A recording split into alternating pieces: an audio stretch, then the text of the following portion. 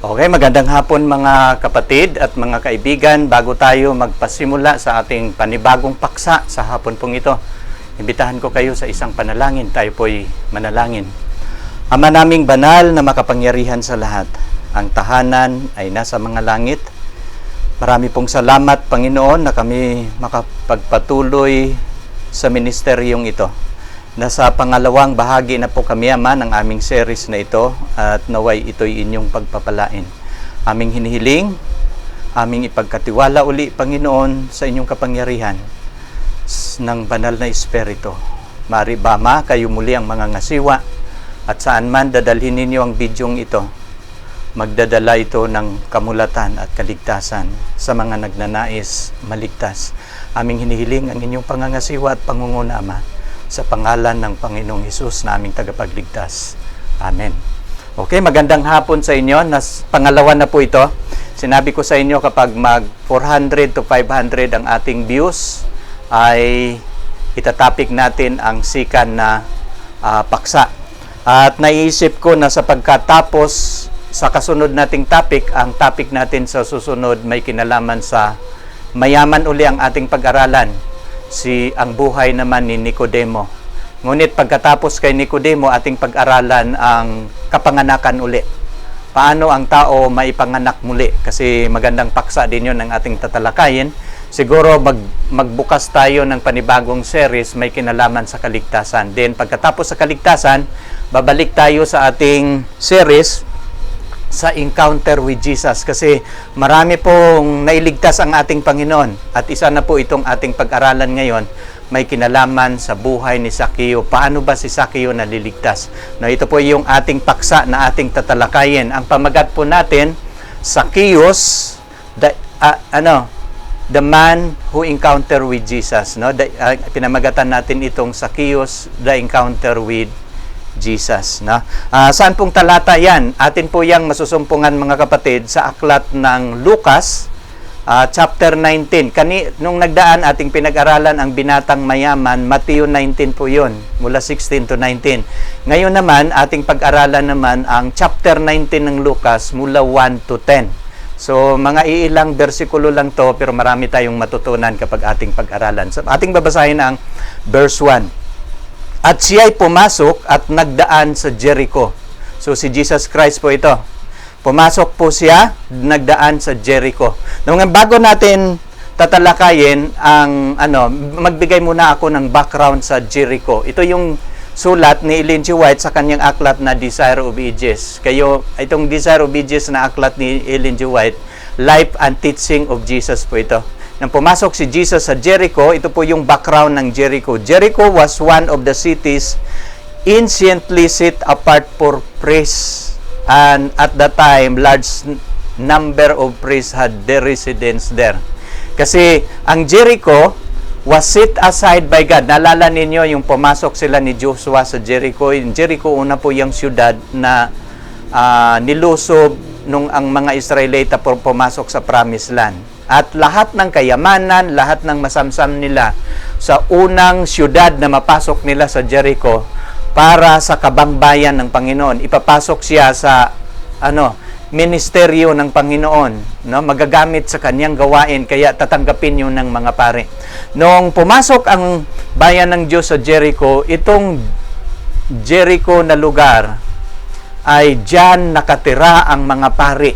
Large number of priests, sabi ni Ellen G. White. Diyan nakatira, diyan sila pinatira ng Panginoon kasi ang siyudad ng Jericho was set aside by God for His ministry, for the holy use. Pero nung nagiging kolonya ng mga Romano, ito yung sulat ni Ellen G. White, but the city had also a population widely different character. Nang nakapasok ang kolonya ng mga Romano, it was great center of traffic. The Roman official and soldiers ng mga Romano, stranger in different quarters were found there.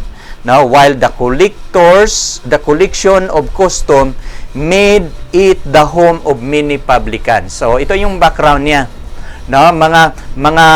Nagiging kolonya na ang Israel ng mga Romans, maraming mga publikano na nakatira doon mga soldiers, mga opisyal ng mga Roman opisyal kasi nakolonya nga nila ang Israel at maraming mga publicans at isa na dito si Zaccheo. At kapag ating babasahin dito mga kapatid ang verse 2, ito yung sabi sa verse 2, narito isang lalaki na tinatawag na pangalang Zaccheo. Ito yung tala ni Lucas. Siya'y isang puno ng maniningil ng buhis at siya'y mayaman. No? Pinili ko itong pangalawa kong pinili kasi gusto kong uunahin ang mga mayayaman na pag-aralan natin sa Biblia. Nang sila'y naka-encounter sa Panginoon, ang ilan sa kanila naligtas, ang ilan hindi. Nung ating pinag-aralan, ang binatang mayaman, nung nanawagan ang Panginoon na ibinta niya ang kanyang lahat na ari-arian, ibibigay sa mga mahihirap, sumunod sa akin, hindi iyon nangyayari sapagkat ayaw ng binatang mayaman. Pero ito ngayon, ating pag-aralan uli, narito isang lalaki na tinatawag ang pangalan Zaccheo at siya'y puno ng mga maniningil ng buhis. Siya po'y opiser. Kung sa ating kapanahonan ngayon, kung mayroong maniningil ng buhis, BIR commissioner o BIR director, yan ang kahalintulad ang trabaho ni Zaccheo. Marami siyang mga taong nasasakupan. At sabi sa Biblia, siya po'y mayaman. Pero hindi hadlang ang kayamanan, ang kaniyang pagiging makasalanan, na siya po'y hindi naliligtas. Sa kwento natin ngayon, si Zaccheo po'y naliligtas. Kaya nga atin po itong pag-aralan ng kaniyang buhay. No? Nang pumasok si Jesus sa Jericho, ito yun si Zaccheo, siya po'y pinuno ng lahat ng maniningil ng buhis. Kung mayroong naniningil ng mga tax sa lahat ng bayan ng Israel, ay pinangisiwaan po yun ni Zaccheo. Marami po siyang tauhan. At si Mateo, na alagad ng ating Panginoon, tauhan lang yan ni Zaccheus. No? Pero mula sa grupong ito, may mga naliligtas mga kapatid. Ating titingnan ang verse 4. At sa verse 3. At nang pumasok si Jesus doon, pinagpilitan niyang makita si Jesus. So, he desired to see him, no? At hindi lang pinagpilitan niya. Gusto niyang makita ang ating Panginoon, no? Kung sino kaya siya. Ito yung maganda. Alam niyo, nakikita ko sa mga tala sa Biblia paano naliligtas yung mga tao. Yung gusto nilang makilala ang Panginoon, gusto nilang makita ang Panginoon. At kahit ako, nanonood ako ng mga testimony ng mga Muslims, at mga princess o mga prinsipe, mga reyna na nasa Middle East na nagiging Christian, ay nagpasimula silang gusto nilang makilala si Jesus Christ, sino si Jesus Christ, at paano nila hinalintulad sa buhay ni Muhammad, nakita nila na ang ating Panginoon tagapagligtas. No? Ito din si Zaccheo sa verse 3, pinagpilitan niyang makita si Jesus. Kasi nabalitaan niyang pumasok ang Panginoon, ngayon pinagpilitan niyang makita ang Panginoon kung sino siya. No? At ito yung mayroong problema kasi sa kalahati ng talata at hindi maaari dahil maraming tao sapagkat siya'y pandak. No? Ang talata nagsasabi nang pumasok si Jesus sa Jericho, pinagpilitan niyang makita at gusto niyang malaman kung sino ang Panginoon, mayroon pong problema mga kaibigan o mga kapatid. Sapagkat ang sabi ng talata, hindi mangyayari dahil maraming tao sapagkat siya'y pandak. No? At bakit ba maraming tao? Ito yung sulat ni Ellen G. White, bakit maraming tao sa kapanahunan na yun na pumasok si Jesus sa Jericho. Ito yung sulat sa Desire of Ages 522, many caravans on the way to the peace pass through Jericho. Marami palang pumasok sa Jericho dahil pista ng Passover na nangyayari na pumasok si Jesus sa Jericho at maraming mga tao galing sa iba't ibang lugar, galing sa probinsya, galing sa ibang bansa, nag-uuwian sila dahil sa pista ng Passover. At ito yung dahilan kung bakit hindi maaaring makita ni Jericho dahil maraming mga tao na pumasok sa Jericho. No? Their arrival was always a festival reason. Ang rason kung bakit sila dumating sa Jericho ay dahil sa pista na mangyayari at si Jesus gusto ding aatin sa pista. Napakaraming tao, sabi din but now a deeper interest stirred the people. It was known that the Galilean rabbi who had so lately brought Lazarus to life was in the tomb, no? At isa na bakit maraming mga tao, dahil nabalitaan ng mga tao na ang Galilean rabbi, no, si Jesus na guro na pumasok sa Jericho, nabalitaan nila, no, bago nilang nabalitaan na si Lazaro binuhay ng ating Panginoon. Kaya nga hindi lang si Zaccheo ang gustong makakita sa Panginoon, pati ang maraming mga tao.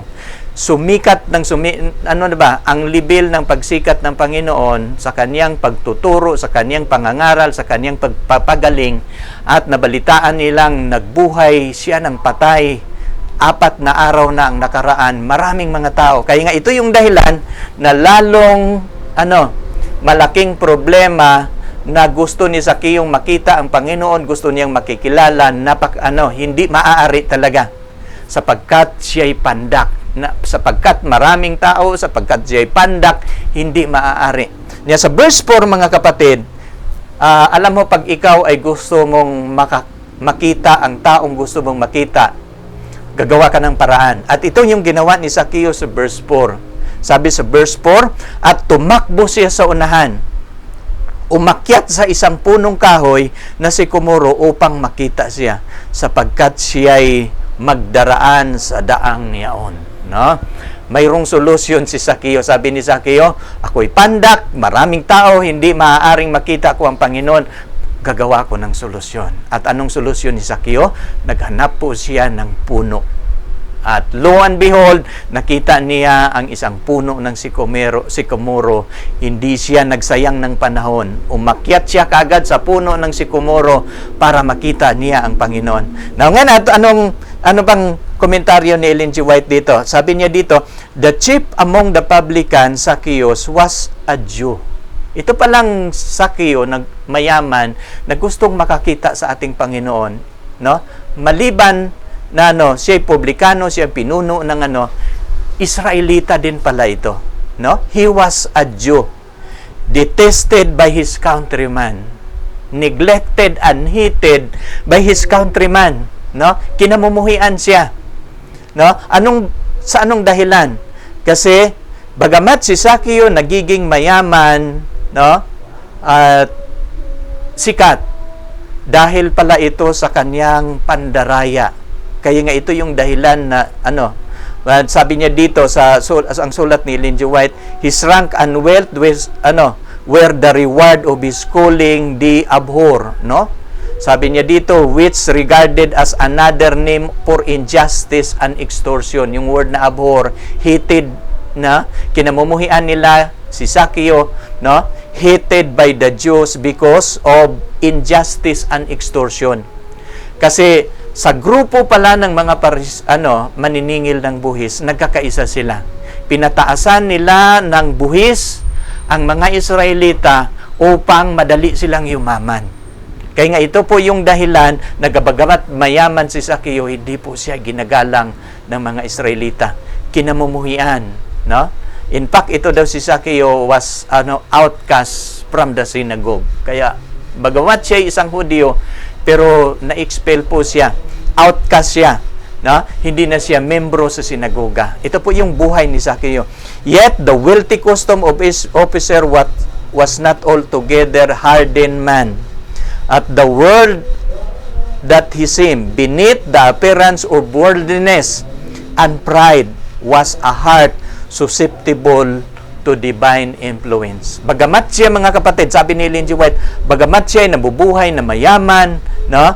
At makasalanan, mandaraya, pero ganun pa man, hindi din siya naitakwil, no? Ang buhay ni Zaccheo susceptible to divine influence. Nagiguilty din siya sa pagiging mandaraya. At minsan gusto niyang malaman paano maligtas, no? Paano mabago ang kanyang buhay. Kaya nga susceptible po siya ng divine influence. Kapag mayroong nangangaral sa Panginoon, hindi din niya tinatakwil ang pangangaral. Gusto din niyang mapakinggan. Ito ba yung kasunod na, mababasa natin yan sa Desire of Ages. Ito yung, Desire of Ages, dito mga kapatid, page 552. Pero atin mo nang basahin yung sabi niya dito, Zacchaeus had heard of Jesus. This chief of the publicans was awakened a longing for a better life. Kaya binabanggit ko, sinasabi ko niya, susceptible po siya of divine influence. Kasi nung narinig niya si Jesus, sabi ni Ellen G. White dito, in this chief of the publicans was awakened a longing for a better life. Ito yung nagustuhan ko mga kapatid. Bagamat siya ay makasalanan, mayaman, mandaraya, ang kanyang kayamanan na acquire sa hindi mabuting pinanggalingan, pero he desire for a better life. Nang narinig niya ang Panginoon na parating sa Jericho, hindi siya nagsayang ng panahon. I want to see Him, who He is, because I desire for a better life. Maring sa hapon pong ito, mayroon mga viewers ako ngayon na ganun ang kanyang karanasan. Maring ang inyong mga background namumuhay na hindi kaaya-aya sa Panginoon. Like Zacchaeus, might be, maybe, ang inyong buhay. Pero si Zacchaeus ay, din, sa kanyang pamumuhay na masama, mayroon siyang guilt feelings. Nang narinig niya ang pangalan ni Jesus. Ito yung aking nagugustuhan. In this chief of the publicans was awakened a longing for a better life. Anong gusto ni Zacchaeus? Gusto niyang magbabago. Ayaw niyang mananatili sa kasalanan. Yan ang ibig sabihin. Only a few miles from Jericho. Kasi ang Jericho at ang Jordan River, kung saan si John the Baptist nagbaptize. At ang sermon ni John the Baptist nakasentro lang sa repentance. Repent, for the kingdom of heaven is at hand. Yan lang yung yun lang yun palaging sigaw. Baguhin ninyo ang inyong mga maling gawa. Magsisisi kayo sapagkat malapit na ang kaharian ng Panginoon. At kapag babasahin na, sabi niya dito, only a few miles from Jericho, John the Baptist had preached at the Jordan. And Zacchaeus had heard of the call to repentance. Nang nangangaral pala, bakit gusto niya makita, bakit gusto niyang,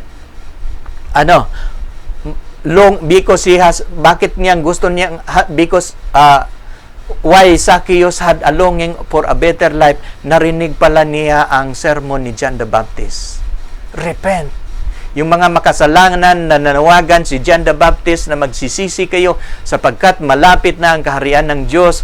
At after 6 months sa ministry ni John, dumating ang Galilean rabbi, gumawa ng mga milagro, nangangaral, pero hindi pa narinig ni Zacchaeus. And lo and behold, nabalitaan niya na si Jesus papasok sa Jericho. Ito yung pagkakataon niya. And in fact, mga kapatid, pag ating babasahin yung Lucas 3:13, may mga grupo ng mga publikano, maraming publikano ang pumunta kay Juan at nagpabinyag, nagpabautismo. At sinabi ng mga publikano, kami po'y maniningil ng buwis. Anong dapat naming gagawin? Nagpabaptize sila kay John. Anong sabi ni John? Sabi niya dito, the instruction of the publican exact no more than that which appointed unto you. Sabi niya, maningil kayo na walang sobra. Anong ibig sabihin? Walang tungpa, walang patong. Walang pandaraya. Yun yung sinasabi ni Juan. Kasi nung nagtanong ang mga maniningil, mga publikano na nagpabaptize, kami mga maniningil ng buwis, anong gagawin namin? Anong sabi ni John? Ang inyong isisingil yung nararapat, huwag kayong maniningil ng sobra. Sapagkat yan ang gusto ng Diyos.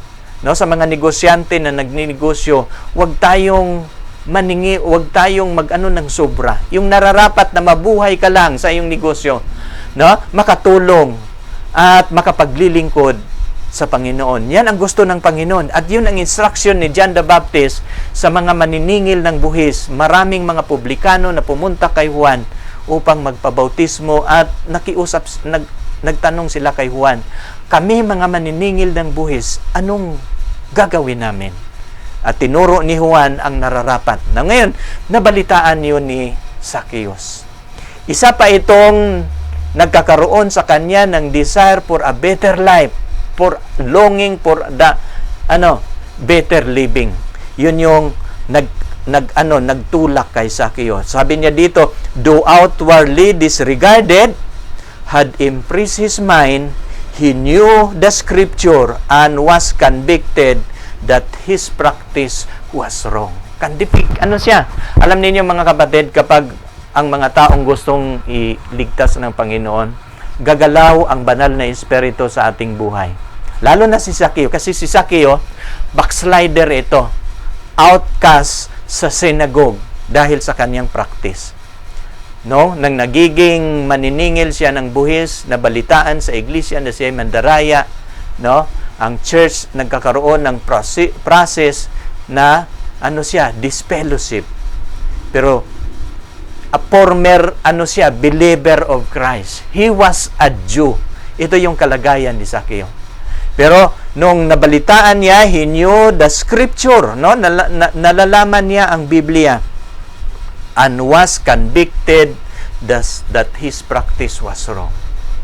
Ang galaw, ang banal na Espiritu Santo, kaya nga susceptible siya of divine influence, na impluwensyahan siya ng Holy Spirit at gusto niyang pakinggan ang Holy Spirit na nag-convict sa kanyang puso, no, mga kapatid. Now, hearing the word, ito yung sabi ni Ellen G. White, reported that he had come from the great teacher.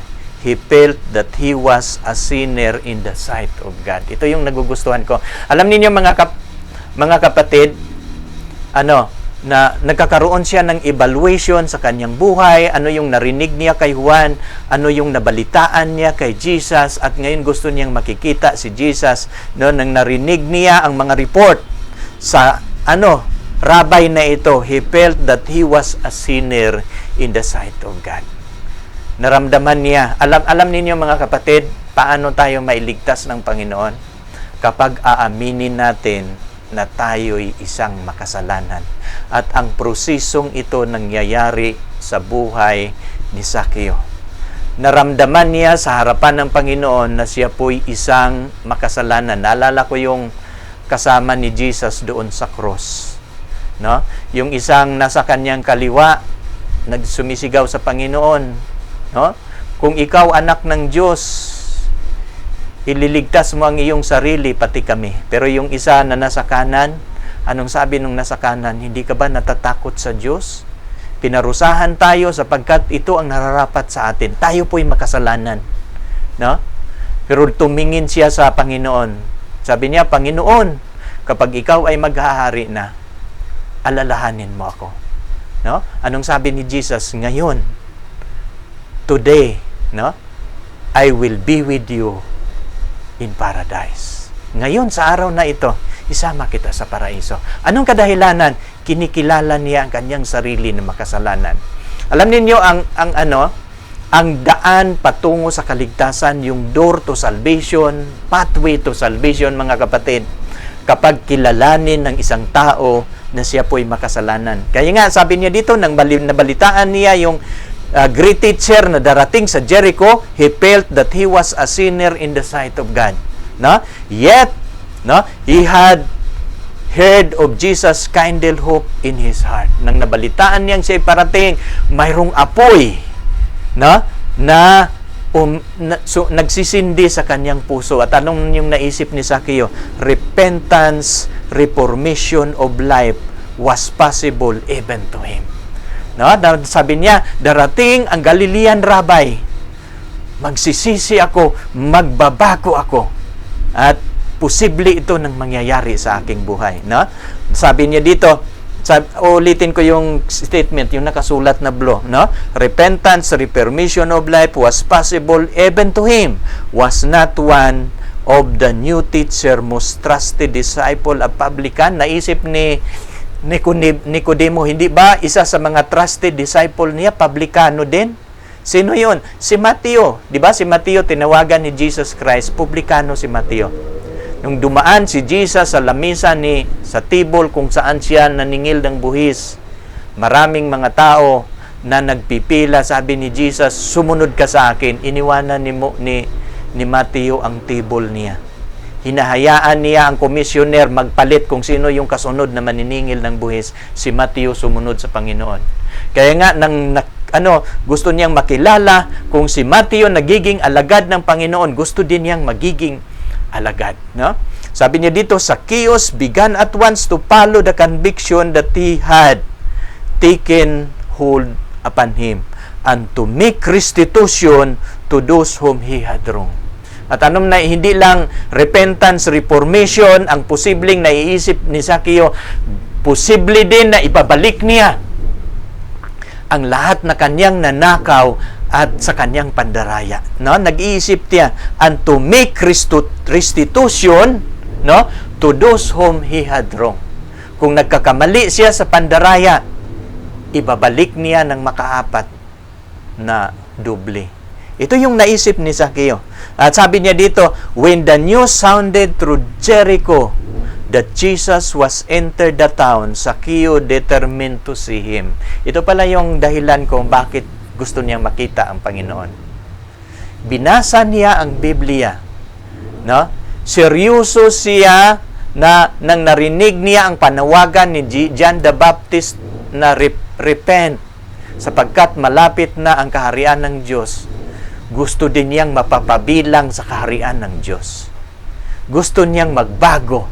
No? At alam niyo dito, at ito yung nang nagbalitaan niya sa Jesus, na papasok si Jesus sa Jericho, Zacchaeus determined to see him.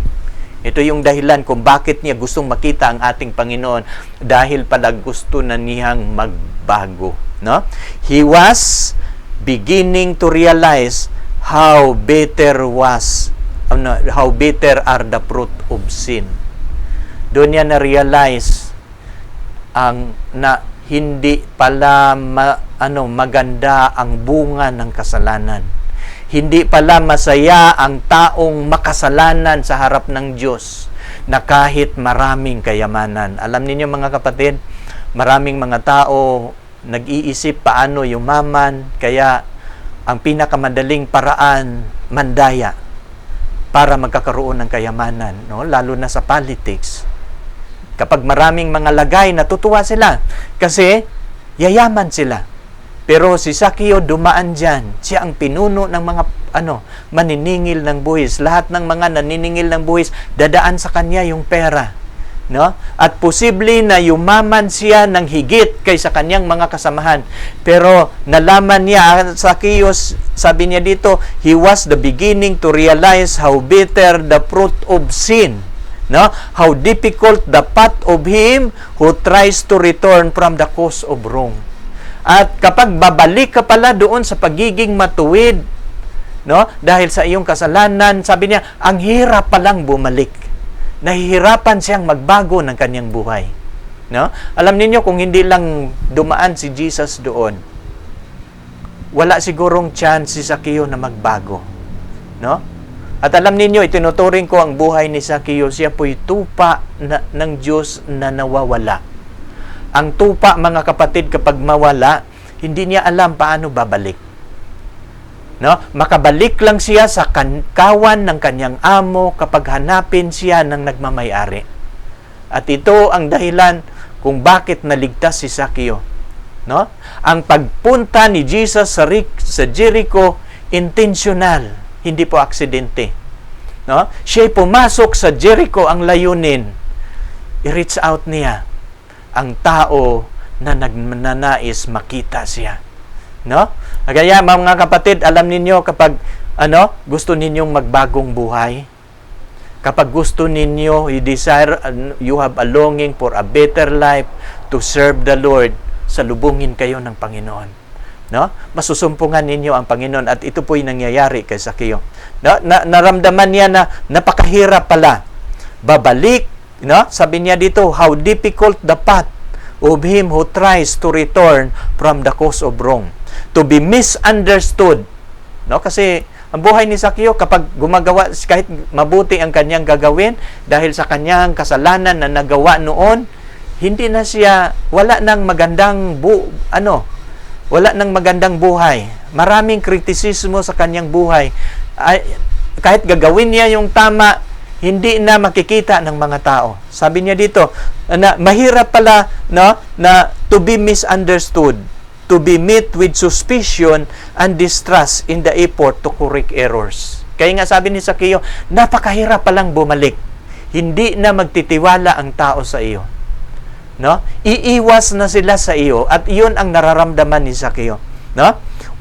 Kaya nga sabi niya ito, at bigat itong dalhin sa kanyang pagkatao. Bagamat siya ay mayaman, pero ang mga tao iwas sa kanya.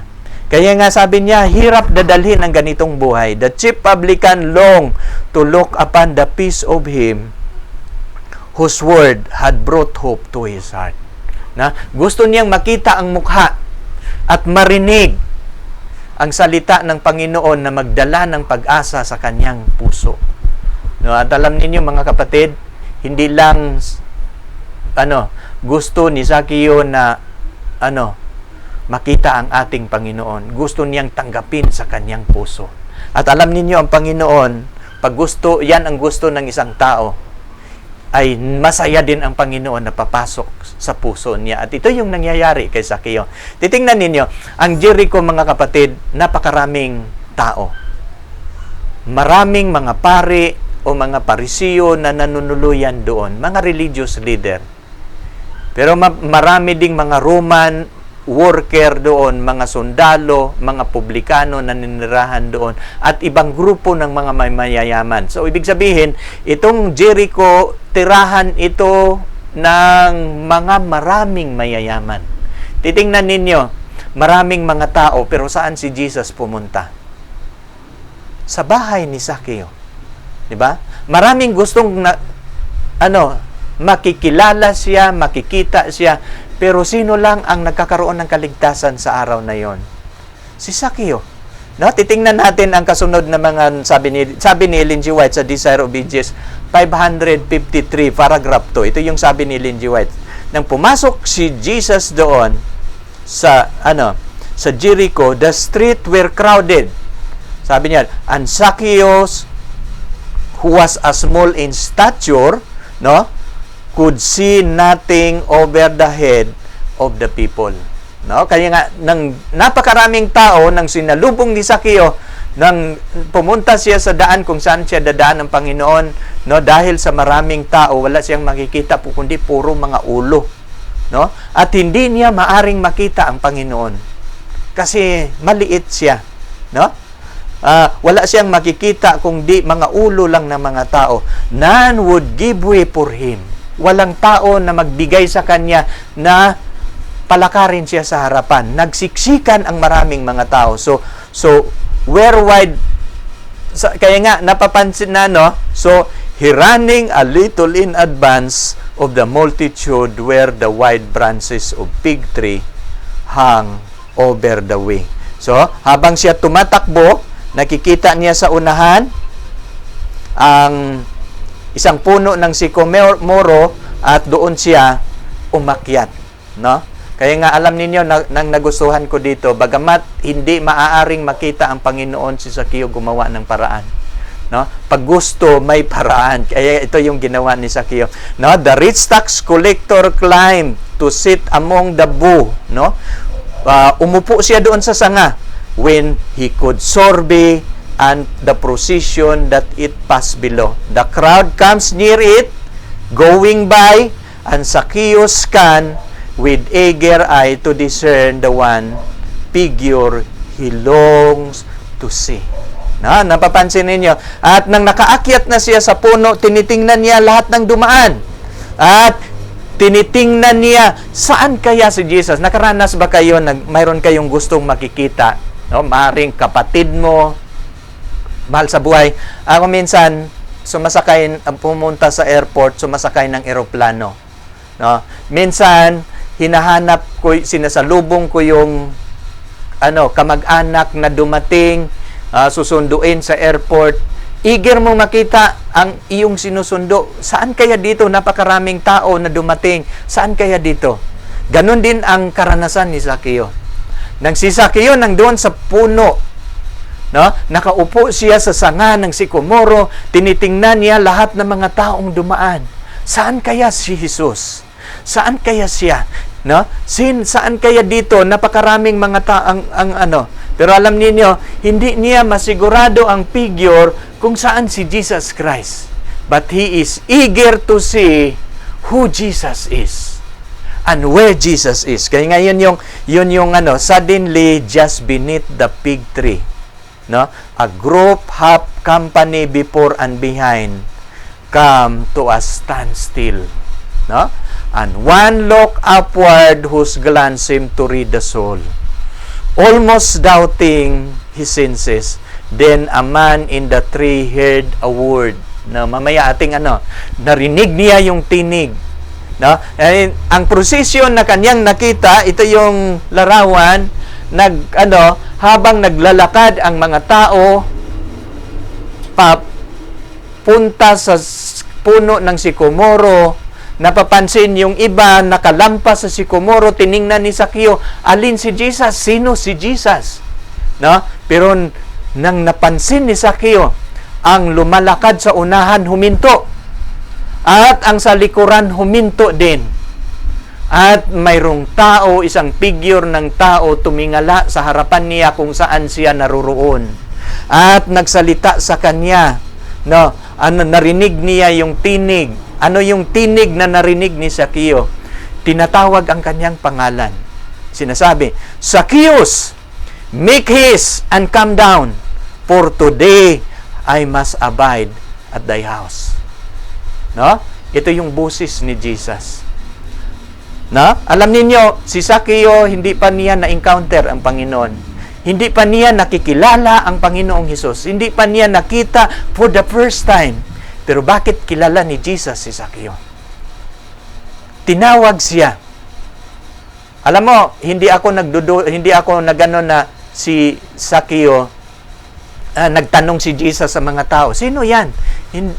Hindi ako nagdududa. Alam niyo, natutunan ko sa pag-aaral sa Desire of Obedience sa sulat ni Ellen G. White, yung Life and Teaching of Jesus. Si Jesus pala, mga kapatid, wala siyang agenda. Ano ang kanyang gagawin araw-araw? Ano ang kanyang gagawin bukas? Bago pumasok si Jesus sa Jericho, sa gabi inaalam niya ano ang kanyang gagawin bukas. Sinasabi na ng Ama, bukas dadaan ka sa Jericho.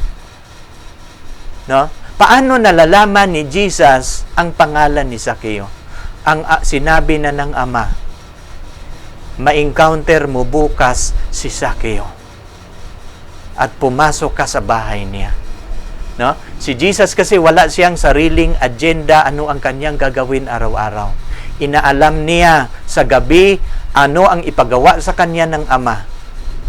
At madaling araw gigising si Jesus, tatanggapin niya ang pagbuhos ng banal na Espiritu Santo kasi si Jesus puno ng Espiritu araw-araw. Puno siya ng Espiritu Santo. Kaya nga ito yung dahilan kung bakit siya hindi nagkakasala. Ang kanyang buhay nakakonekta palagi sa Ama. Hindi nakahiwalay sa Ama. Tapos ang Holy Spirit nasa kanya. Alam niyo kung gusto ninyong magiging perfect sa harapan ng Panginoon, kailangan natin mapuno ng kanyang kapangyarihan, mapuno ng banal na Espiritu Santo sa ating buhay, katulad sa buhay ni Jesus Christ. No?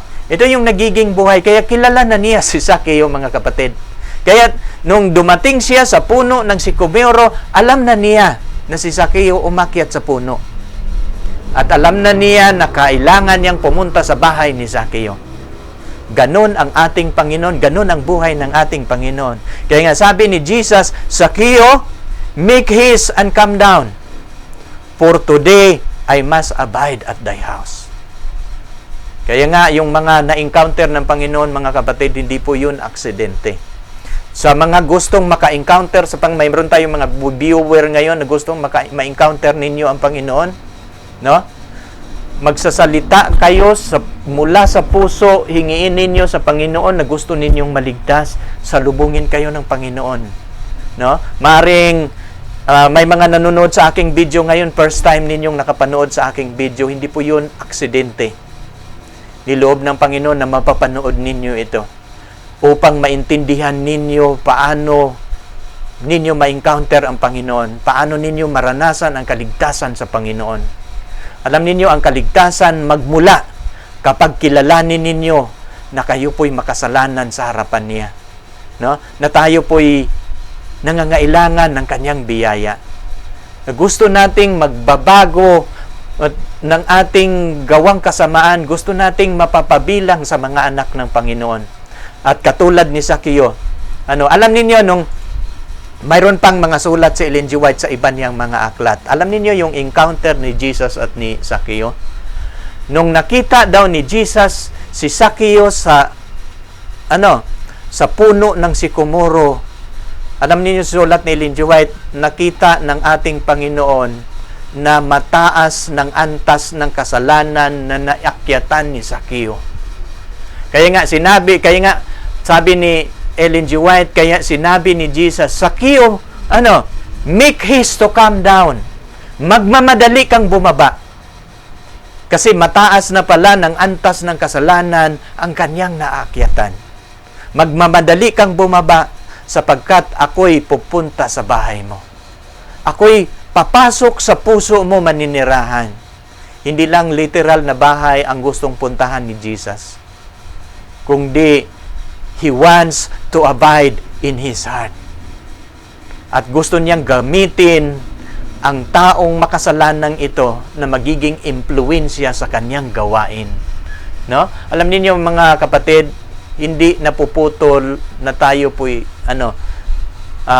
magiging mapapabilang sa kanyang kaharian. Kung di gagamitin ka, magiging influence for good. Magagamit ka sa kanyang banal na gawain. No? At ito, kaya nga pinag-aralan natin ito. No? Kaya nga sabi niya dito, Zacchaeus, make haste to come down, for today I must abide at thy house.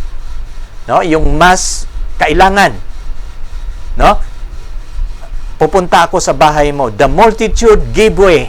No? Di ba dati kanina, nung gusto niyang makita ang Panginoon, walang mga tao na nag-give way sa Kanya. Pero kapag si Jesus na ang magsalita para sa tao na lalapit sa Kanya, the crowd, no? The multitude gave way, and Zacchaeus walking as in a dream. Ang ganda ng komentaryo ni Ellen G. White. Lumakad siya na para siyang nanaginip. Hindi niya iniasahan na tatawagin siya ng Panginoon at gustong pupunta sa kanyang bahay. No? Lead the way toward His home. At alam ninyo, ito yung sa Tagalog, babasahin natin.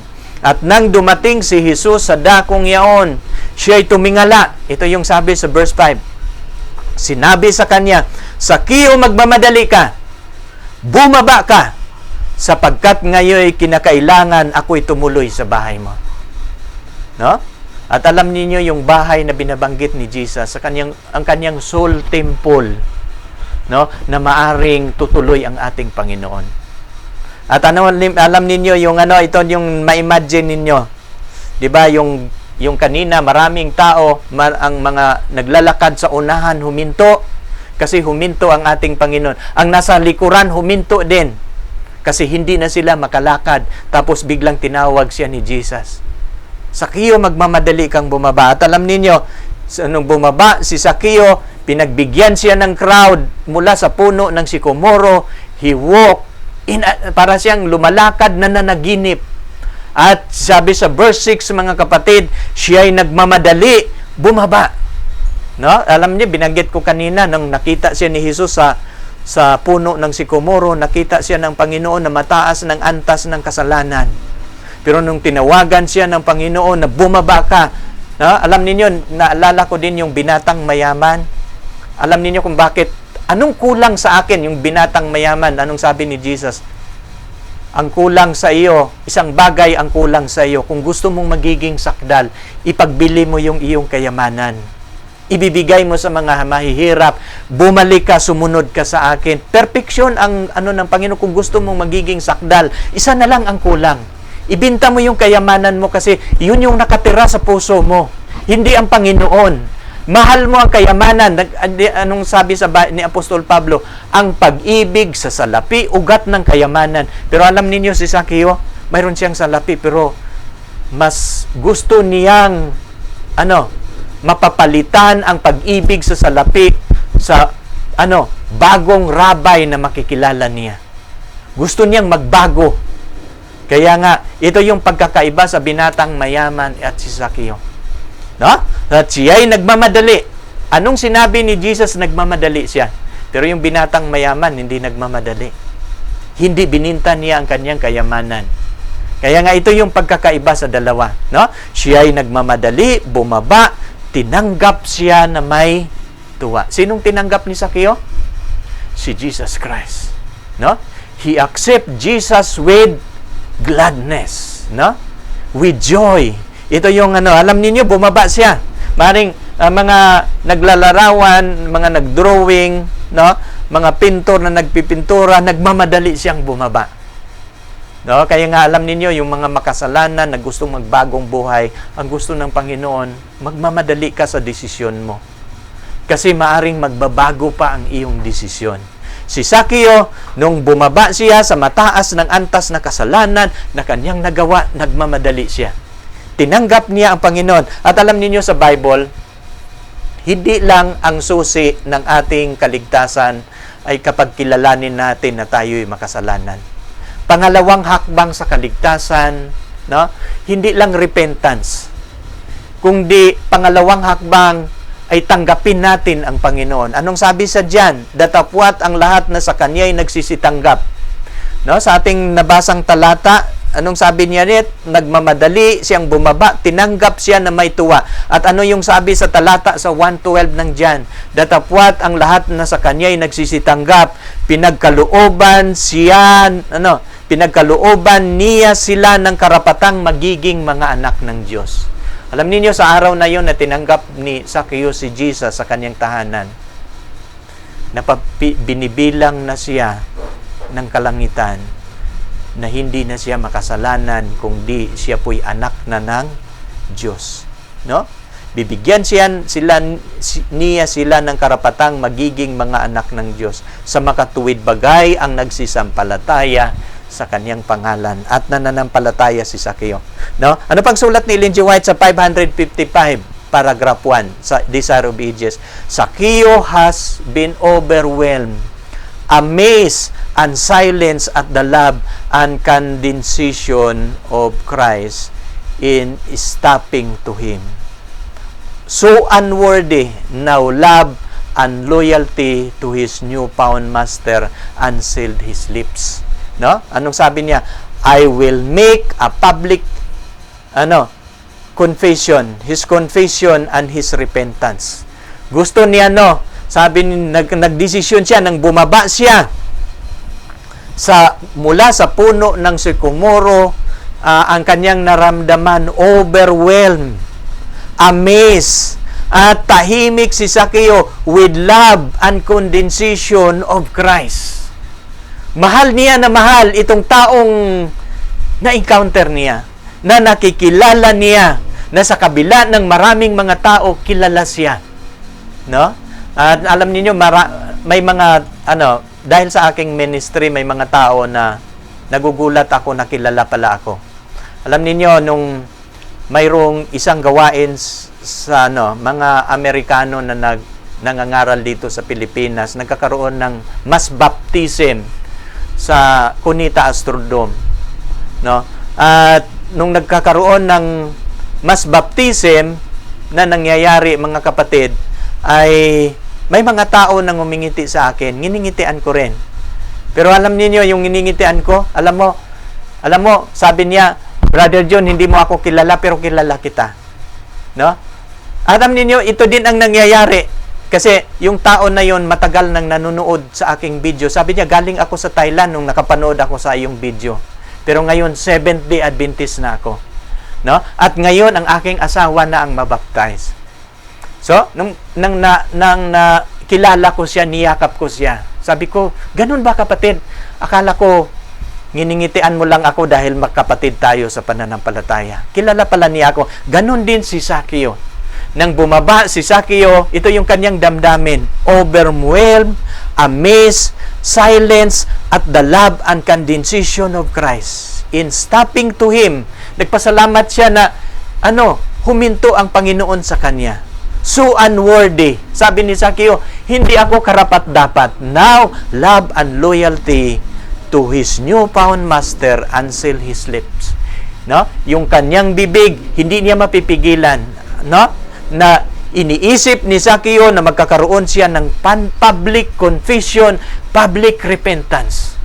Anong sabi ni Sakeo? In the presence of the multitude, Sakeo stood and said unto the Lord, Behold, Lord, half of my goods I will give to the poor. No? And if I have taken anything from any man in false accusation, I restore him fourfold. No? Kaya nga, dahil sa kanyang tuwa, ginawa ni Sakeo ang public confession.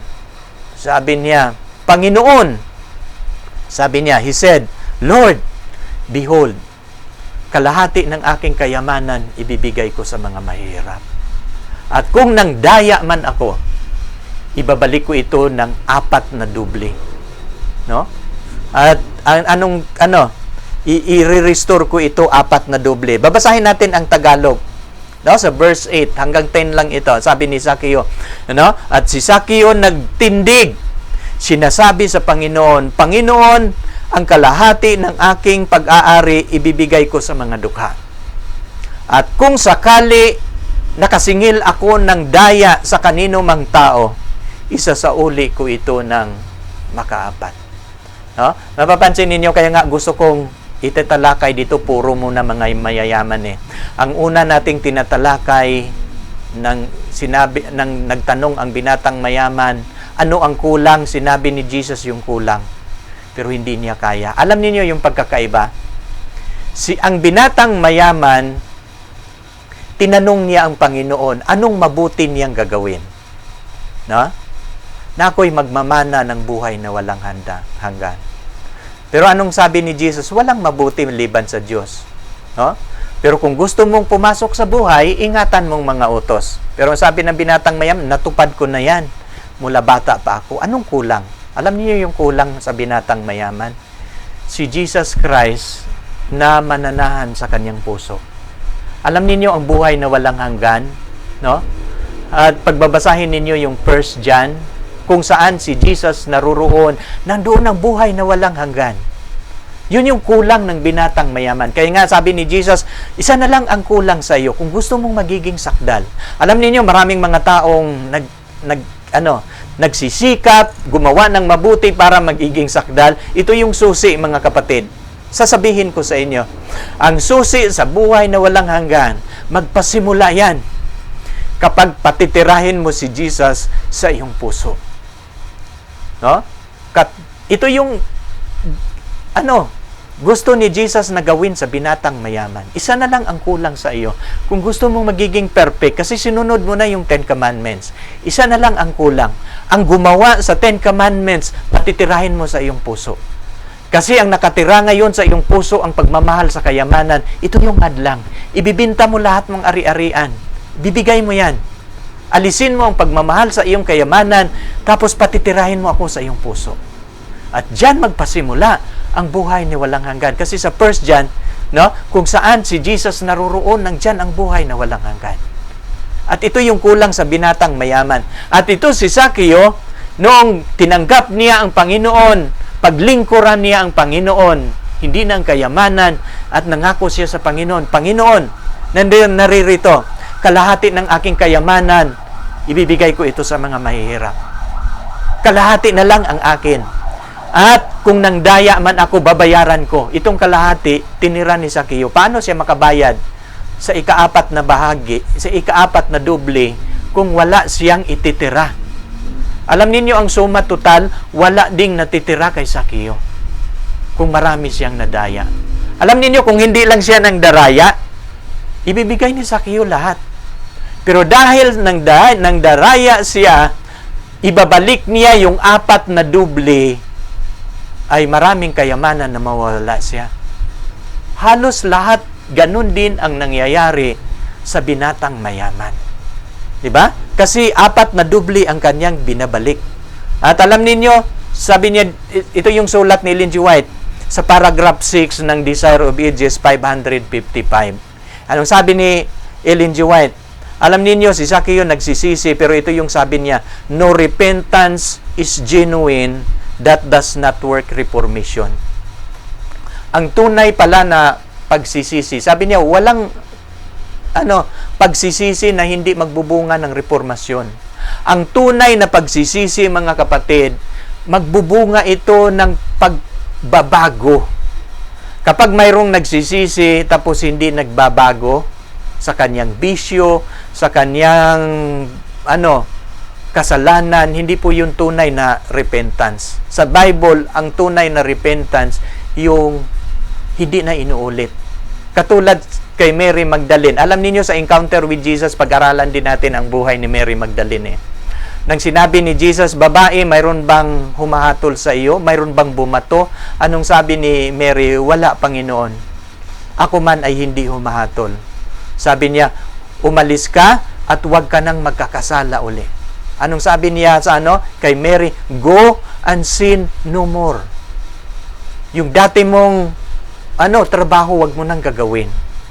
No? Kasi ang trabaho niya, ang occupation niya, ang pagiging patutot, sabi ni Jesus, huwag mo nang ulitin yan. At sinunod yun ni Maria. Hindi na siya nagpapatutot mula nang na-encounter niya ang Panginoon. Ganon din si Sakeo. Alam niyo mga kapatid, bakit naligtas ang mga taong ito? When they encounter with God, naranasan nila yung tunay na repentance. At sabi sa sulat ni Ellen G. White, no repentance is genuine that does not work reformation. No? The righteousness of Christ is not a cloak to cover unconfessed and unforsaken sin. Ang righteousness pala ng Panginoon na kanyang ibabalot sa ating makasalanang likas, hindi po ito mangyayari kung hindi natin iiwanan ang ating kasalanan. No? Hindi natin ikukumpisal ang ating kasalanan, no? At hindi natin itakwil ang kasalanan, hindi po 'yun mangyayari. Ang kaluwalhatian, ang kanyang righteousness, i-cover lang niya ito sa mga taong magtakwil sa kanilang kasalanan, iiwan ang kasalanan. Kasi walang genuine reformation kung hindi mo alisin ang kasalanan. Sabi niya dito, it is a principle of life that transform the character. Ito pala yung tunay na prinsipyo na magbabago sa ating karakter. Kapag hindi natin iwanan ang ating kasalanan, hindi mabago ang inyong karakter. Hindi mababago ang aking karakter. Kaya nga, hindi po pwede ang liwanag at ang kadiliman magsasama na titira sa iyong puso. Na kalahati sa Diyos, kalahati ang sa sanlibutan, kalahati sa Panginoon, kalahati sa kayamanan. No? Wholeness ang sinasabi ng Panginoon. Sabi niya, it is a principle of a life that transform the character and control the conduct. Ito pala yung magkukontrol sa ating mga conduct. Holiness is wholeness for God. Ito yung sabi ni Ellen G. White. Kaya nga, alam niyo sa aking pagtuturo, palagi kong sinasama ang writings ni Ellen G. White. Bakit? Ang kanyang mga komentaryo, dito natin maintindihan ang tunay na pagtanggap sa kaligtasan, ang tunay na magsisisi. Naintindihan ko kung ano ang pagiging ligtas dahil sa kanyang mga paliwanag. No? Holiness is wholeness for God. No? It is the entire surrender of heart and life to be the indwelling of the principle of heaven. No? Ang buhay na mananahan ang buong prinsipyo ng kalangitan. At kapag patitirahin natin ang Holy Spirit, ay mababago ang iyong characters toward perfection. Maraming mga taong nagsisikap magiging perfect, ang kanilang iniingatan, gagawa lang sila ng mabuti, hindi sila gagawa ng masama, pero hindi nila pinatira si Jesus Christ, ang Holy Spirit sa kanilang puso, hindi po mangyayari. May sulat si Ellen G. White, kapag hindi mo patitirahin si Jesus sa iyong puso, na siya ang magiging Panginoon mo araw-araw, hindi mababago ang iyong karakter. No? Ang tunay na pagbabago ay is the indwelling of His presence, mga kapatid. Na kapag si Jesus kasama mo, hindi ka maaring magkasala. Yan ang tunay na pagbabago. At alam ninyo, nagbabago lamang si Sakeo nang tumuloy ang Panginoon sa kanyang buhay. No? Before Sakeo, ito pa yung paliwanag ni Ellen G. White. No? Bago si Sakeo naka-encounter sa ating Panginoon, sabi niya dito, before Sakeo had looked upon the face of Christ, bago niya makita ang mukha ng ating Panginoon, he had begun the work that made him manifest in true penitent. No? Inumpisahan na niya ang Panginoon. Naumpisahan na niya sa kanyang na manifest as true penitence. Before being accused by man, he had confessed his sin. No? Kasi inakusahan siya ng bago niya ma-encounter si Jesus sa Panginoon, no? Mayroon ng penitensya, nakita na niya na nagpenitensya na sa kanyang puso. Before being accused of man, he had confessed his sin. He had yielded to the conviction of the Holy Spirit. Bago pala niya ma-encounter si Jesus, nalungkot na siya sa kasalanan. Kinumpisal na niya sa Diyos ang kanyang kasalanan. Kaya nga madali na lang sa kanya magsalita sa Panginoon kasi before he encountered Jesus, mayroon na siyang desire of a better life. At kinikilala na niya sa Panginoon na siya po'y makasalanan. Kinukumpisal na niya sa Panginoon ang kanyang kasalanan sa Diyos ng langit, no? Sabi niya dito, he had begun to carry out the teaching of the word written for ancient Israel as well as for ourselves. The Lord had said long before. Binasa niya yung Bible, mga kapatid. Alam niyo yung binasa ni Sakeo? Yung Levitico 25:35 to 37. Babasahin natin yung nakasulat sa Bible. No, bakit si Sakeo sinabi niyang kung ako ng daraya, ibabalik ko ito ng makaapat? Kasi nababasa niya yung restitution. Paano mahalin ang mga mahihirap na walang-wala sa kanilang bansa? Ito yun, babasahin natin yung Levitico 25:35 to 37. Ito yung sabi ng Panginoon. At si Jesus mismo ang nagsalita nito kay Moses. And the Lord said long before, if thy brother be waxen poor and fallen in decay with thee, no? Then thou shalt relieve him. Though he be a stranger or sojourner, that he may live with thee. Take down no usury of him, or increase, but fear thy God, that thy brother may live with thee. Thou shalt not give him thy money upon usury, nor lend him thy victual for increase. Ye shall not therefore oppress one another, for thou shalt fear thy God, but thou shall fear thy God. Alam niyo nung nabasa ito ni Sakeo bago niya na encounter ang Panginoon, nababasa niya, nagkakaroon ng conviction sa kanyang puso. Ang sabi ng Panginoon sa mga Israelita, kung ang iyong kapatid naghihirap, no? At naghihirap ng sobra sa iyong lupain, ay thou shall relieve him. Ang sabi ng Panginoon, tulungan mo siya, yung mga taong naghihirap. At kapag ang isang taga-ibang bayan o yung mga stranger o manlalakbay, yung mga sojourner na nakikidaan sa iyong lupain, nakikita na nakipamamayan sa iyo. Ang sabi niya, at kapag sila'y walang-wala, lumalapit sa iyo nang hihiram, huwag mong bibigyan ng patong. Huwag mong bibigyan ng interest. Sabihin ng iyong kababayan, wala akong pera ngayon, pwede ba makahiram? Sabi niya, huwag mong bibigyan ng patubo ang iyong pera sa mga naghihirap. Sabi ng Panginoon, matatakot ka sa Panginoon. No? Sabi niya, huwag mo silang pahirapan. Pahihiramin mo sila na walang patubo. Sabi niya dito, ye shall not therefore oppress one another. Huwag ninyong pahihirapan ang mga mahihirap. At alam ninyo, nakikita ito ni Sakeo. na sa mga mahihirap na kinuklikliktahan niya ng buhis, marami siyang pinahirapan at dito siya nagkasala. Naramdaman ito ni Zacchaeus. Kaya nga, alam niyo nung nandoon siya sa puno ng sikomoro, nakita siya ng Diyos na mataas ng antas na kasalanan na kanyang ginagawa. At ang sabi ng Panginoon, Zacchaeus, magmamadali kang bumaba. Ako'y pupunta sa bahay mo. Babaguhin kita. No? Yung buhay mong makasalanan, gagamitin kita sa gawain. No? Kaya nga, ito yung naramdaman ni Zacchaeus. Kaya nga, may mga tao na nagsasalita, bakit sinabi ni Zacchaeus, kalahati ng aking kayamanan ibibigay ko sa mga mahihirap? No? Bakit ito nalalaman ni Zacchaeus?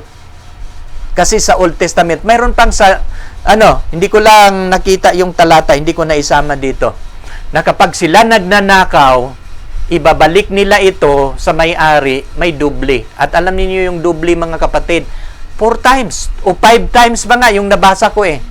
No? Pero ang ginamit ni Zacchaeus yung 4 times. Ibabalik, pag nagnakaw sila, ibabalik niya ng doble. Kaya nga, bakit ito ginawa ng yan batas ng Panginoon sa Old Testament? Para wala nang magnanakaw. Kasi pag matalo ka sa kaso, ibabalik mo yon ng 4 times. Kaya nga, ito yung binalik lang ni Zacchaeus kung ano yung requirements ng Diyos, kung ano yung nararapat sa yung restitution na tinatawag. Kapag isa sa uli mo yung iyong nanakaw, yun yung tunay na repentance. Pinapakita ko lang sa inyo yung tunay na repentance, mga kapatid. No? Kaya mahirap pala kapag tayo gumawa ng kasalanan. Kasi ibabalik mo ang restitution, ibabalik mo kung saan ka nagnakaw. No? Kaya kaya nga dito na nahirapan si Zacchaeus. Sabi niya, this word had been spoken by Christ Himself when He was enshrouded in the pillar of clouds. Nagsasalita ang Diyos sa panahon ni Moses habang siya nasa larawang haliging apoy. Pero si Jesus yon ang nagsasalita kay Moses. And the very first response of Zacchaeus to love of Christ was in manifesting compassion toward the poor and suffering. No? Kaya yung public public na pronouncement ni Zacchaeus sa harapan ng Panginoon, ang kalahati ng aking kayamanan ibibigay ko sa mga mahihirap, at kung nagdadaya man ako, ibabalik ko ito ng makaapat.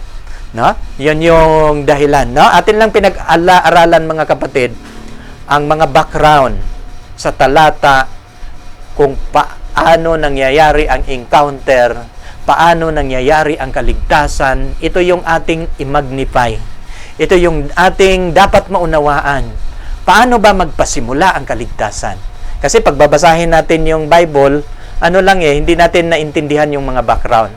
Pero sa ating pag-aaral, sa ating sa ating series na Encounter with Jesus, maintindihan ninyo ang mga background kung paano naranasan ng tao ang kaligtasan nung na-encounter nila ang ating Panginoong Hesus. Kaya nga, ako'y natutuwa nang binasa ko ang Biblia at ang Spirit of Prophecy, mga writings ni Ellen G. White.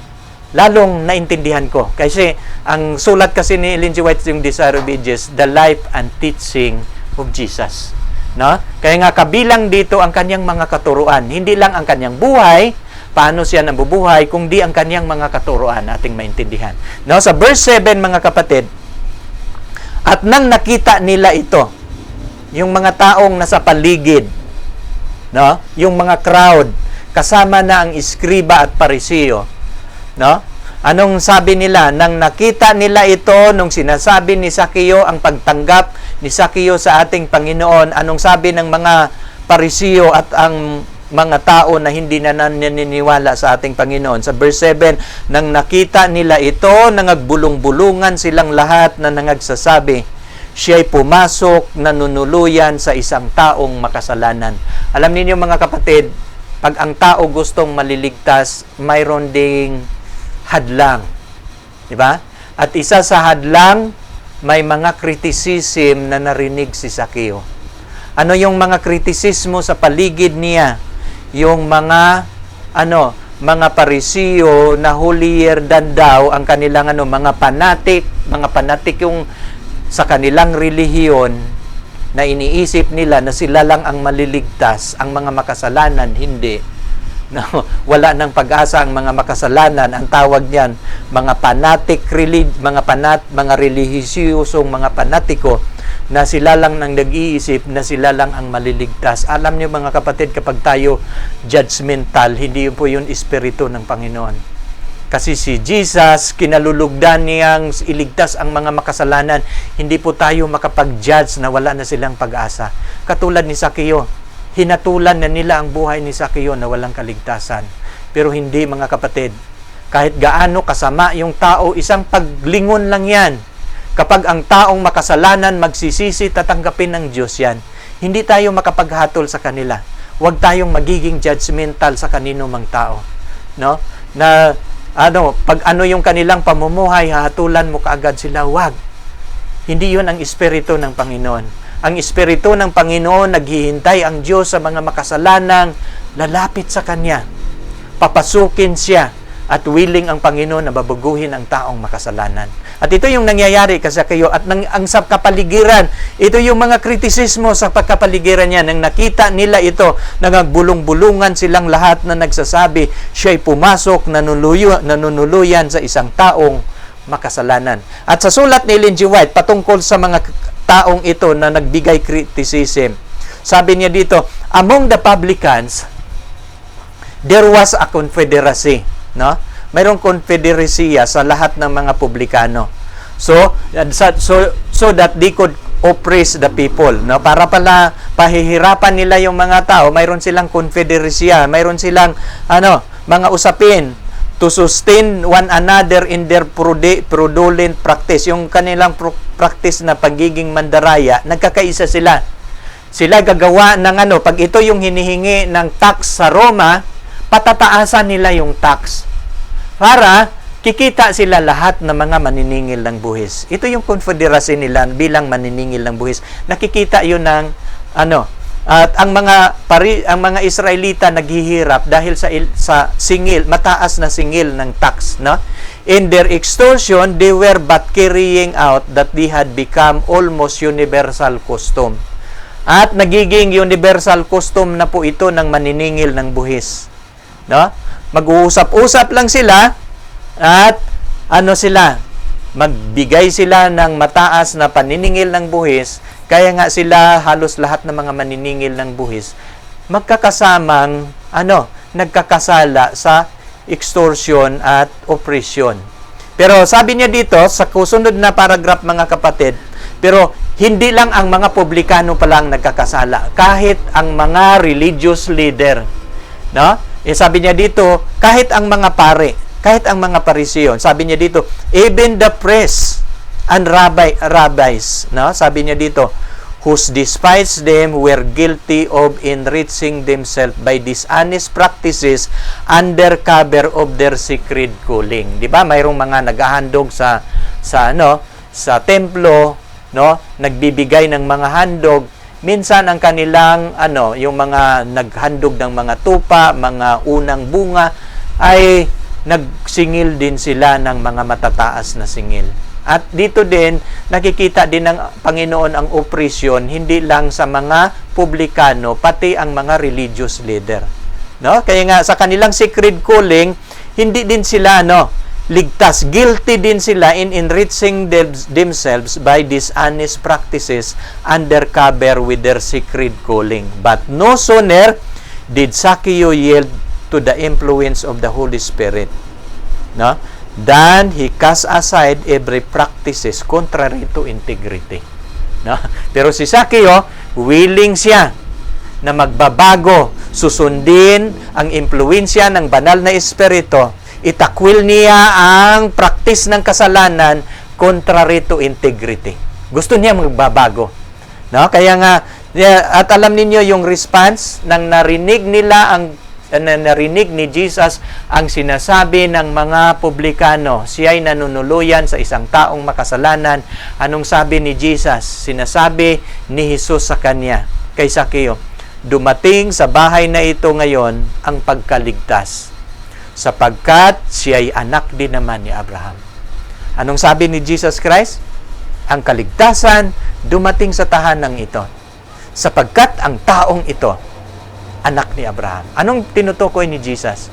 Kapag ikaw anak ni Abraham, ay tagapagmana ka sa pangako ng Diyos. Kasi ang anak ni Abraham, pinangakuan ng Diyos. At si Sakeo, isa sa nagiging tagapagmana sapagkat siya ay anak ni Abraham. No? At alam ninyo, lahat ng tatanggap kay Jesus Christ sa kanilang mga puso, sa kanilang buhay na manahan, magiging anak ni Abraham. No? Saan natin mababasa? Galatia 3:27 mga kapatid to 28. No? Lahat na tatanggap kay Jesus Christ at ito nangyayari kay Sakeo.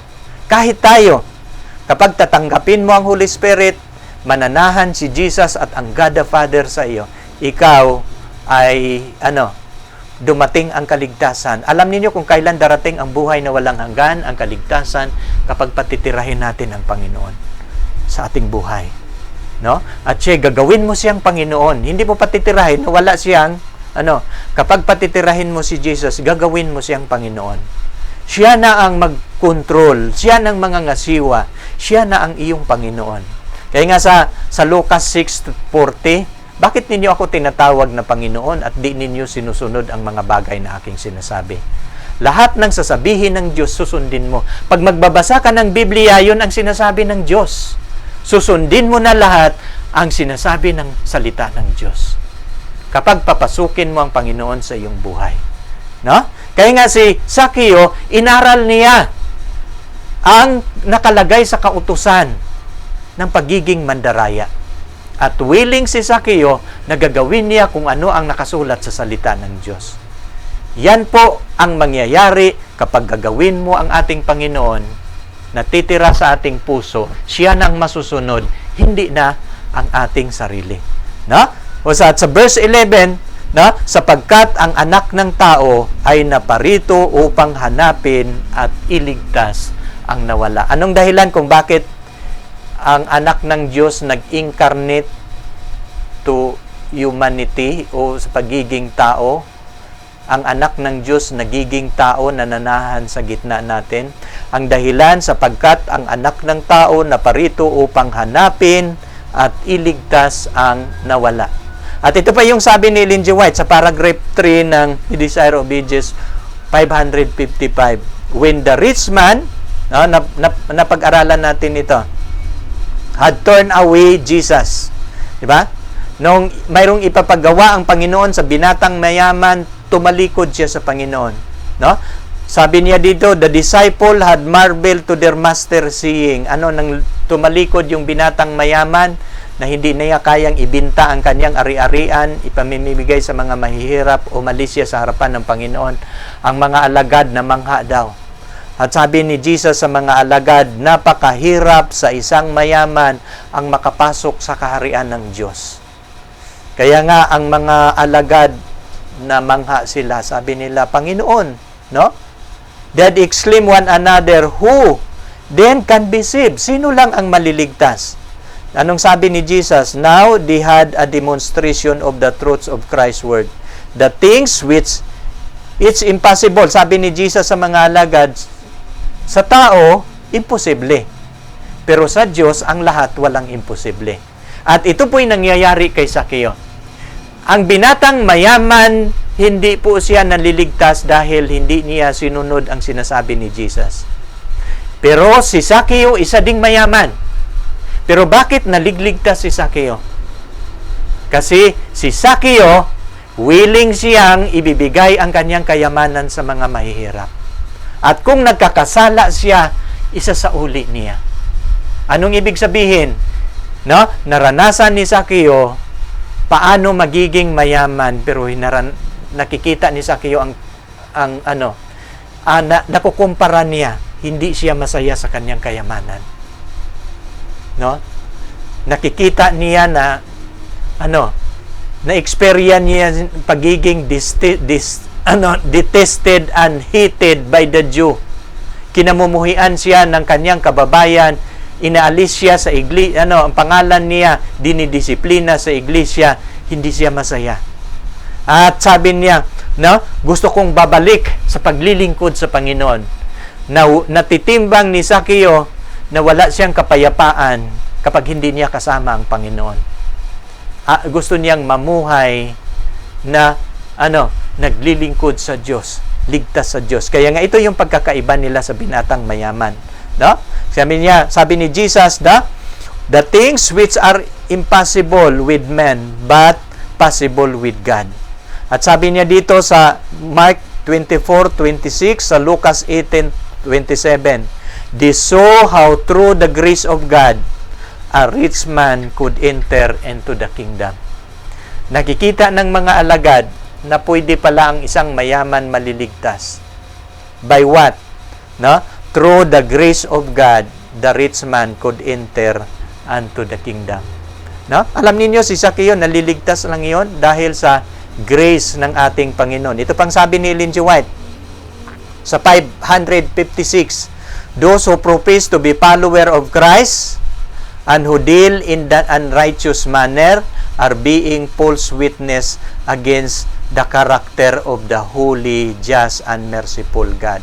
Sino daw yung nag-aangkin na sila po'y tagasunod ni Kristo pero gumagawa ng unrighteous manner o yung gumagawa ng kasamaan? Sila po'y nagdadala ng false witness sa karakter ng banal, matuwid at mawain na Diyos. Kapag ikaw isang Kristiyano tapos gumagawa ka ng hindi tama, nagsasalita ka ng hindi tama, nandaraya ka, ay ang pagiging Kristiyano mo kahiya-hiya. Hindi ka nagiging Kristiyano na kalulugdan ng Panginoon. Ginamit mo ang kanyang pangalan sa walang kabuluhan. Ni-misrepresent mo ang pagiging Kristiyano. Ang pagiging Kristiyano, ang gawain dapat matuwid. Hindi masama na gawain. Kaya nga ito yung sulat ni Ellen G. White. Ano yun? Sabi niya dito, guilty ka of misrepresenting the Lord. Sabi niya dito, every converted soul will like Zacchaeus. Lahat daw ng konbertidong mga tao katulad ni Zacchaeus signalize the entrance of Christ unto the heart by an abandonment of unrighteous practices and have marked his life like the chief publican. He will give proof to his sincerity and making restitution. Yan, malinaw sinasabi. Katulad ni Zacchaeus, ang gustong papasok sa kanyang kaharian, iiwanan lahat ang mga maling gawain. At lalakad ka sa panibagong buhay katulad ni Zacchaeus. Na he will give proof of his sincerity. Anong ginagawa niya? Restitution. Ang pagiging sincero, ibabalik mo kung totoong Kaya nga yung mga totoong ngayon mayroong issue sa flood control.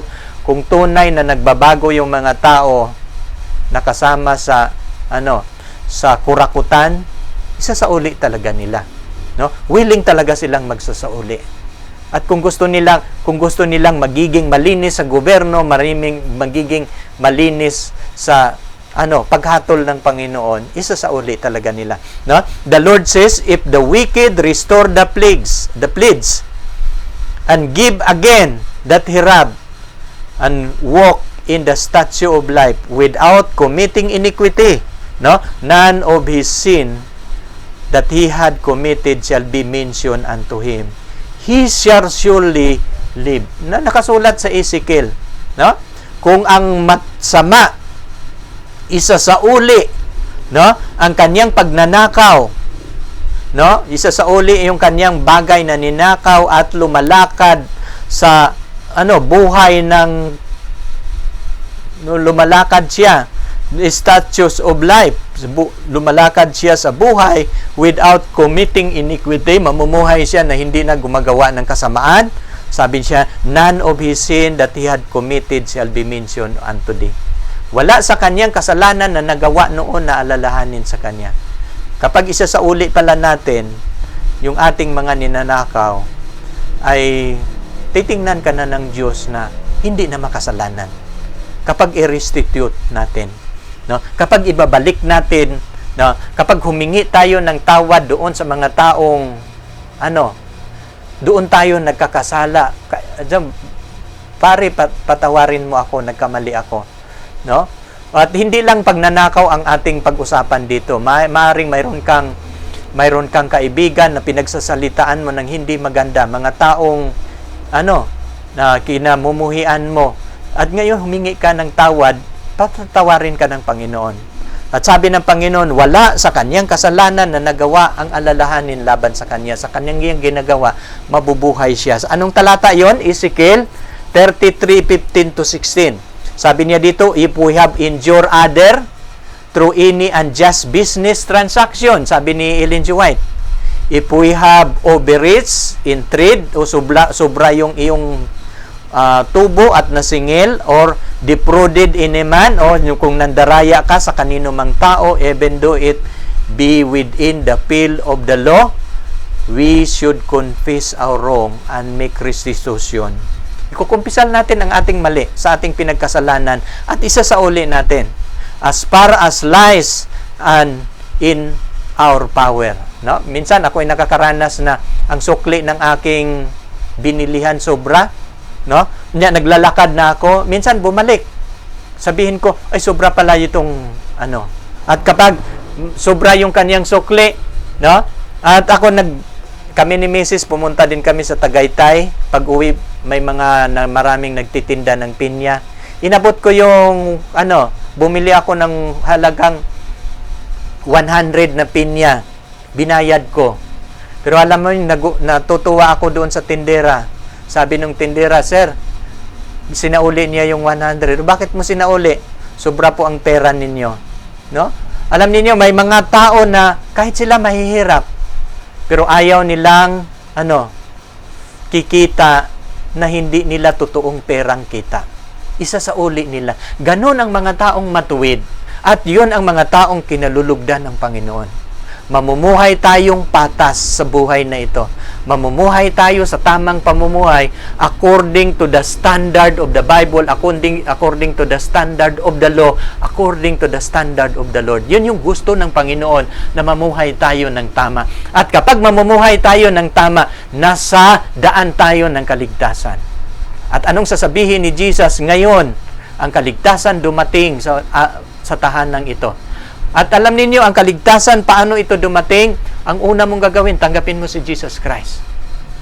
Tapos, ayusin mo ang mga maling gawain. No? Pagkatapos, gagamitin ka na ng Panginoon. Yun ang nais ng Panginoon, paano tayo mamumuhay sa buhay ng kaligtasan. To Zacchaeus, the Savior said, this day is salvation come to this house. Not only was Zacchaeus himself blessed, but all of his household with him. Ang kanyang mga anak, ang kanyang asawa, nakakaranas din ng kaligtasan. Bakit?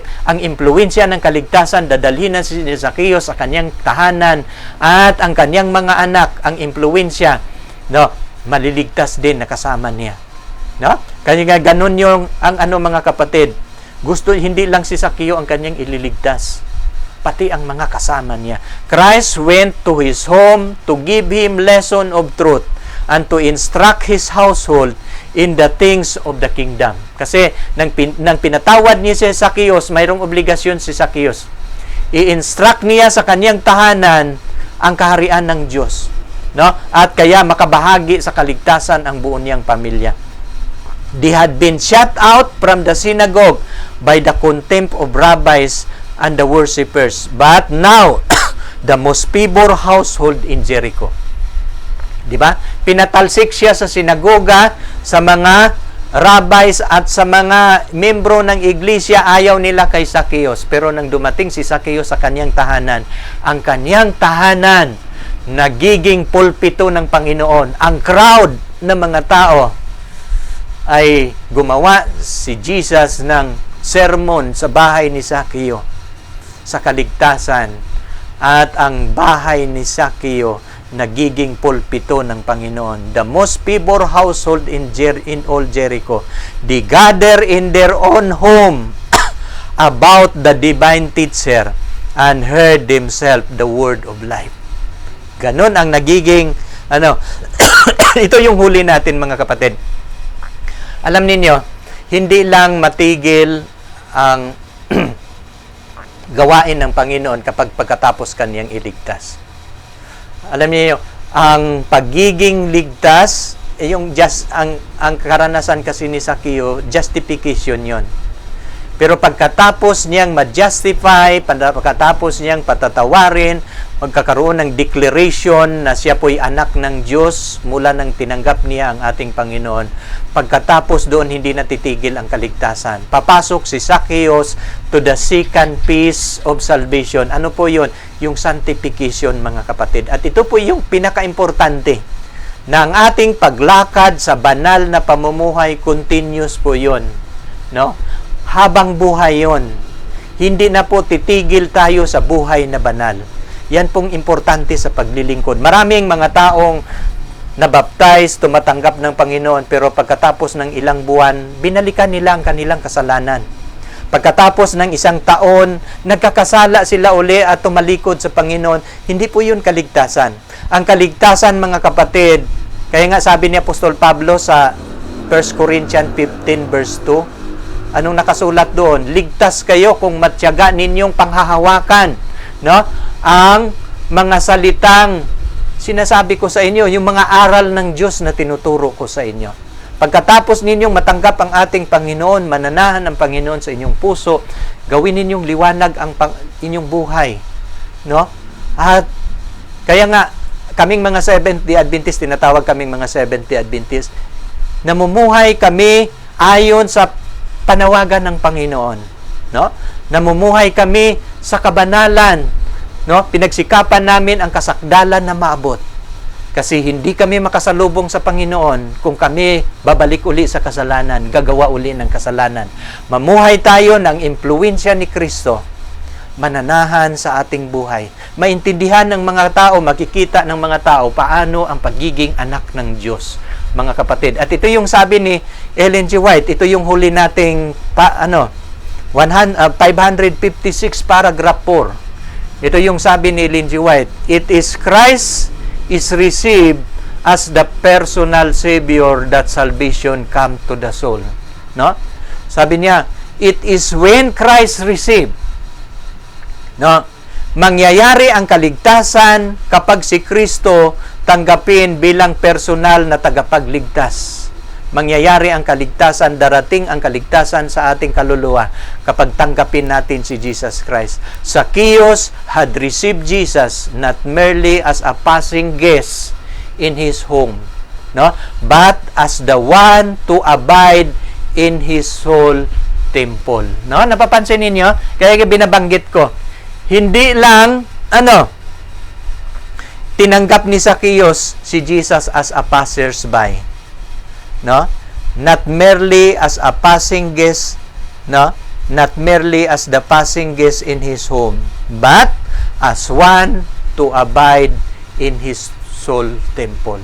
Tinanggap niya si Jesus na magiging kasama niya sa kanyang soul temple. Sa una sa encounter with Jesus sa binatang mayaman, ang ating Panginoon mayroong trono sa ating puso, mayroong vacuum, mayroong butas na si Jesus Christ lang, ang Holy Spirit lang ang makakapuno sa butas, sa ating vacuum, yung emptiness. Kapag wala ang Holy Spirit sa ating puso, maramdaman mo yung emptiness. Pero kapag nandyan ang Holy Spirit sa ating puso, maramdaman mo yung contentment, mayroong joy, mayroong kasayahan na hindi ipapaliwanag. No? At yon ang ginawa ni Zacchaeus. But as one to abide in the soul temple, the scribe and Pharisee accused him as a sinner. No? They murmur against Christ for becoming his guest. But the Lord recognized him as a son of Abraham. For the which are of faith, the same are the children of Abraham. Ang mga taong nananampalataya sa ating Panginoon, the same children of Abraham. Alam ninyo mga kapatid, maraming salamat sa inyong panunood ngayon. Ako'y naniniwala na inyong naintindihan paano naranasan ni Sakeo ang tagapagligtas. Ang sikreto sa kaligtasan, mangako ka sa harapan ng Panginoon na iwanan mo na ang kasalanan. No? Baguhin mo na ang daan ng iyong pamumuhay. Hindi po yun mangyayari. Hindi mo masunod ang kautusan hanggat hindi mo patitirahin ang Panginoon. Alam niyo kung bakit? Ang kadilima, kung wala si Jesus sa ating puso, nandyan po ang kadiliman. Kaya nga sabi ni Jesus, no? Sa susunod, abangan ninyo. Kasi maintindihan ninyo paano maninirahan ang Panginoon sa inyong puso. Paano niya babaguhin? 2 topic ang aking inihanda sa inyo. Yung tungkol kay Nicodemo. At pagkatapos kay Nicodemo, may interlude muna tayo. Ating isi-series ang kaligtasan. No? Kailangan ninyo yang maintindihan. No? Ang kaligtasan, paano titira sa ating puso. Alam niyo kung titira si Jesus sa ating puso, ang kadiliman maaalis. Hindi natin masunod ang kautusan hanggat hindi mo patitirahin si Jesus sa iyong puso. At kapag titira si Jesus sa ating puso, lahat ng kasamaan, no? Lahat ng kadiliman ng ating puso, ang ating puso magliliwanag na. At kapag magliliwanag na ang ating puso, ang ating buhay, maliliwanagan niya. At makakalakad tayo sa panibagong buhay at ang kautusan ng Panginoon hindi na mahihirap. Bakit? Namumuhay na tayo sa kanyang pag-ibig. At diyan natin maranasan ano ang pagiging sakdal sa paglilingkod ng ating Panginoon. Maraming salamat sa inyong pagtunghay at hindi ko kayo iiwanan na hindi tayo manalangin. Ipanalangin ko kayong lahat mga kapatid sa hapon pong ito. Tayo po'y manalangin. Dakila naming Diyos, maraming salamat Panginoon. Second encounter ang aming natutunghayan. Noong una aming pinag-aralan ang binatang mayaman, ngayon aming natutunan paano na-encounter ni Zacchaeus si Jesus Christ at paano niya naranasan ang kaligtasan. Ama, marami ding mga tao ngayon na nanonood sa aking video. Desire for better living. Desire for change. Aking hinihiling, Panginoon, kilala mo ang bawat isa sa kanila. Mari ba, Panginoon, katulad ni Zacchaeus, salubungin mo sila sa daan. Makikilala kanila at paglingkuran kanila. Sa hapon pong ito, aking pinapanalangin lahat kong mga viewers na inyong pagpapalain. Salamat, Lord, sa pagdinig mo sa aking kahilingan, sa aking mga panalangin, sa pangalan ng aming Panginoong Hesus. Amen at Amen.